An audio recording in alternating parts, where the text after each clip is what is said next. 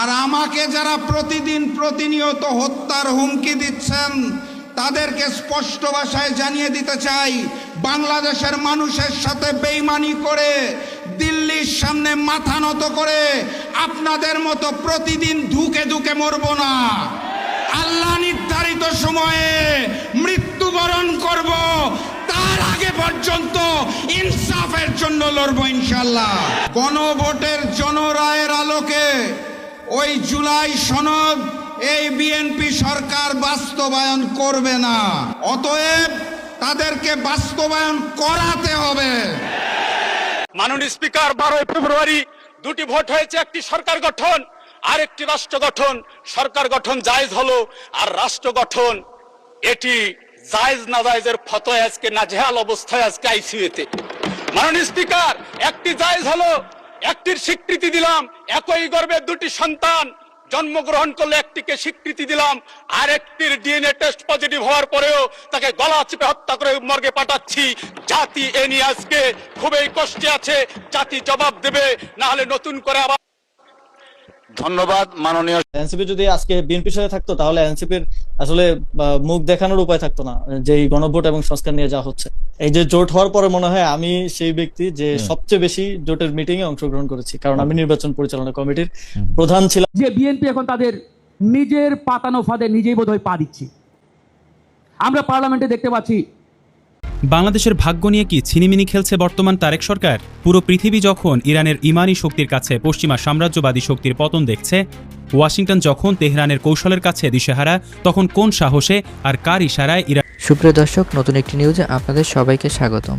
দর্শক, জামাত আর বিএনপির ভিতরে বিভিন্ন যে দ্বন্দ্ব দেখা যাচ্ছে এবং জামাতের আমির শফিকুর রহমান বিএনপির সাথে একটুও বনিবনাত হচ্ছে না। আজকের ভিডিওটা অনেক গুরুত্বপূর্ণ দর্শক, তাই চলুন কথা না বাড়িয়ে আগে সম্পূর্ণ ভিডিওটি দেখে আসা যাক। ভিডিওটিতে একটা লাইক দিয়ে ধারাবাহিকভাবে সম্পূর্ণ আলোচনাটি চলুন দেখে আসা যাক। বিএনপির নাটাই কোন শক্তির হাতে ঘটনা ফাঁস হয়ে যাচ্ছে। দর্শক, তারেক জিয়া যে আসলে নিরুপায়, তারেক জিয়া যে পুতুল, এটা দিবালোকের ন্যায় স্পষ্ট হচ্ছে। রাজনীতি বড় নিষ্ঠুর খেলা। রাজনীতি যদি আপনি বুঝতে চান, রাজনীতি গতি প্রকৃতি যদি আপনি শিখতে চান, এটা যে কতটা রহস্যে ঘেরা, রাজনীতির এই ময়দানে হাবুডুবু খেলে আপনি বুঝবেন, এবং আমরা বুঝতে পারছি। শুধু পত্রিকা পড়ে কিংবা খালি চোখে যা দেখেন, এগুলো দিয়ে আপনি রাজনীতি মাপতে পারবেন না, বিশ্লেষণ করতে পারবেন না। রাজনীতির গভীরে আপনাকে প্রবেশ করতে হবে। আমরা গভীরে প্রবেশ করে অনেক কিছু দেখছি। আমরা অনেক কিছুই সাদা চোখে যা দেখি, বিষয়টা এরকম নয়।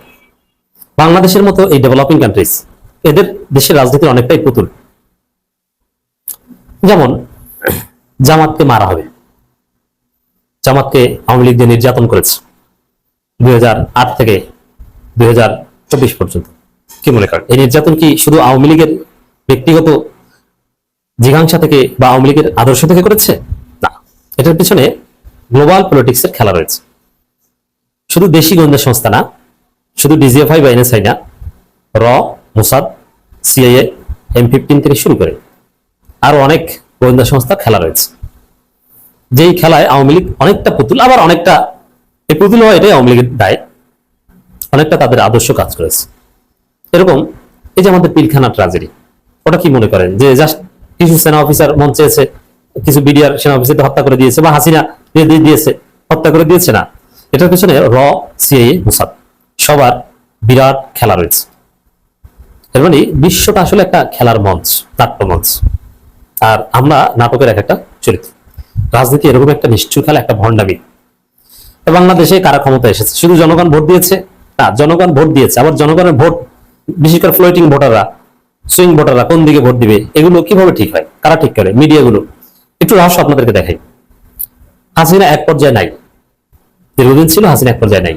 তারপরে ইউনুস এসেছে, প্রথম আলো ডেইলি স্টার ইউনুসের সাথে, মাহফুজা নাম মতিউর রহমানদের সাথে ইউনুসের খুব সম্পর্ক। এক পর্যায়ে সেই প্রথম আলো ডেইলি স্টার এরাই ইউনুসের হাত ছেড়ে দিয়েছে, তারাই মব জিগির করা শুরু করেছে, এবং দ্রুত নির্বাচন দেওয়া দরকার, তারা হঠাৎ করে তারেকের হাত ধরেছে। এখন প্রথম আলো ডেইলি স্টার এখন তারেকময়, একসময় ছিল ইউনুসময়, তার আগে ছিল হাসিনাময়। এই যে পরিবর্তন, এবং এই প্রথম আলো ডেইলি স্টার বিএনপিকে মেরেছে, তারেক জিয়ার কোমর ভেঙে দেওয়ার পক্ষে কাজ করেছে।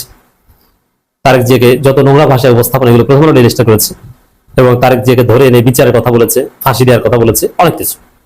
তারা এখন তারেক জিয়ার প্রশংসায় পৌঁছবে। এগুলো কি মনে করেন একই মতিউর রহমান, একই মাহফুজা নাম, তারা এত বহুরূপী, এটা কি শুধু তাদের চরিত্রহীনতা? না, এটা বিশ্ব রাজনীতি খেলা, গোয়েন্দা সংস্থার খেলা।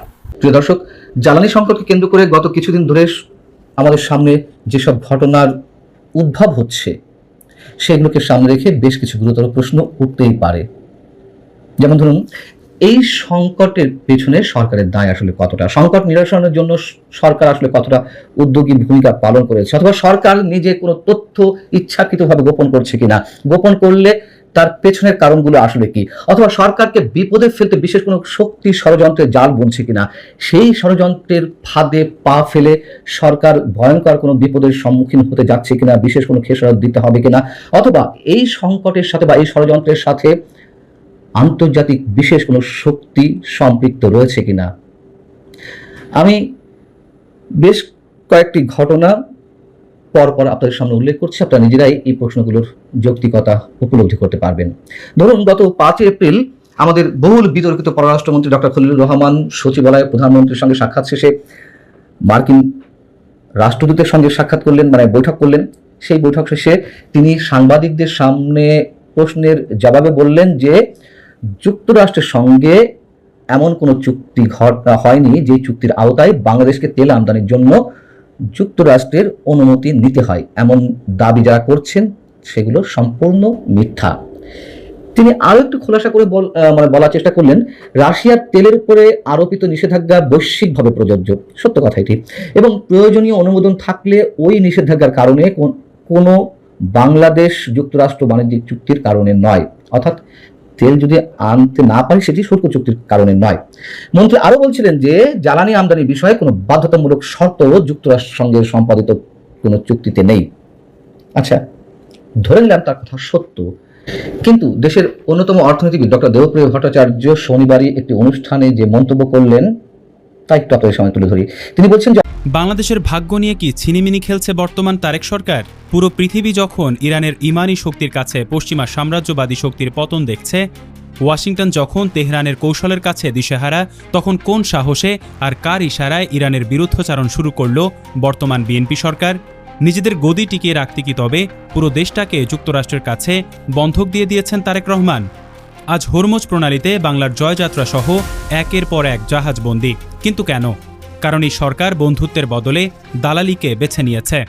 কিন্তু এই চরম সংকটে যখন পুরো প্রশাসন যুক্তরাষ্ট্রের ভয়ে তটস্থ, তখন বাংলাদেশের ত্রাতা হয়ে আবির্ভূত হয়েছে বাংলাদেশ জামায়াত ইসলামী। ইরানের রাষ্ট্রদূত জলিল রাহিমি উদাত্ত কণ্ঠে ঘোষণা করেছেন, বিপদের দিনে বাংলার কোনো নেতাকে তিনি পাশে পাননি। শুধু একজন আমিরে জামায়াত তাকে ফোন করে বীরত্বের অভিনন্দন জানিয়েছেন। এখন প্রশ্ন হচ্ছে, যুক্তরাষ্ট্রের গোলামি করতে গিয়ে কি দেশকে অন্ধকারে ডুবিয়ে দেবেন তারেক রহমান, নাকি জামায়াত ইরান বন্ধুত্বের এক নতুন শক্তিশালী মেরুকরণ দেখবে বিশ্ব? আজ আমরা পর্দার পেছনের সেই ভয়ঙ্কর তথ্য ফাঁস করব। শেষ পর্যন্ত সাথে থাকুন, কারণ আজকের ভিডিওটি আপনার তো গরম করে দেবে। বর্তমান ক্ষমতাসীন বিএনপি সরকারের পররাষ্ট্রনীতি এখন একটি বড় কৌতুক। তারা ভাবছে শুধু হোয়াইট হাউসের সঙ্গে সমঝোতা করলেই বুঝি ক্ষমতা চিরস্থায়ী হবে। কিন্তু তারা ভুলে গেছে আজকের দুনিয়া আর এক মেরু বিশিষ্ট নয়। ইরান আজ সেই পরাশক্তি যারা একাই পুরো মধ্যপ্রাচ্য এবং বিশ্ব অর্থনীতিকে নাড়িয়ে দেওয়ার ক্ষমতা রাখে। সম্প্রতি এক সাক্ষাৎকারে ইরানের রাষ্ট্রদূত অত্যন্ত আক্ষেপ নিয়ে বলেছেন, ইরান যখন আগ্রাসনের শিকার হলো, যখন তাদের নিরপরাধ মানুষগুলো শহীদ হলো, তখন শোক বই খুলে বসেছিল ঢাকায় ইরানি দূতাবাস। কিন্তু বন্ধু রাষ্ট্র হিসেবে এক ফোঁটা সহানুভূতি জানানো তো দূরের কথা, তারেক সরকারের কোনো মন্ত্রী একটা ফোন করার সাহসও পাননি। কেন পাননি? কারণ তাদের প্রভুরা অর্থাৎ পশ্চিমারা যদি নাখোশ হয়, এই অকৃতজ্ঞতা আর অযোগ্যতার মাসুল এখন দিতে হচ্ছে বাংলার সাধারণ মানুষকে। ইরান গত 1 মাস ধরে বাংলাদেশের বাণিজ্যিক জাহাজগুলোকে নিরাপদে যাওয়ার পথ করে দিচ্ছিল। কিন্তু যখনই এই সরকার যুক্তরাষ্ট্রের দালালি করতে গিয়ে ইরানের বিপক্ষে সরাসরি স্টেটমেন্ট দিল, তখনই তেহরান তাদের আসল ক্ষমতা দেখালো। হরমুজ প্রণালী এখন ইরানের সামরিক নিয়ন্ত্রণে। সেখানে আজ আমাদের জাহাজগুলো আটকা। তেলের সংকট শুরু হয়েছে ইস্টার্ন রিফাইনারি বন্ধ হওয়ার পথে। তারেক রহমানের এই নির্বুদ্ধিতার কারণে এখন আমাদের পকেট থেকে তেলের বাড়তি দাম দিতে হবে। তারেক সরকারের অযোগ্যতা কোন পর্যায়ে দেখুন। ইরান বাংলাদেশে একজন সুন্নি রাষ্ট্রদূত পাঠিয়েছে। জলিল রাহিমি হলেন প্রেসিডেন্ট মাসুদ পেজেশকিয়ান সরকারের প্রথম নিয়োগ পাওয়া রাষ্ট্রদূত, যিনি নিজে একজন সুন্নি মুসলিম। এটি ছিল ইরানের পক্ষ থেকে বাংলাদেশের জন্য একটি বিশাল সম্মান এবং বন্ধুত্বের বার্তা।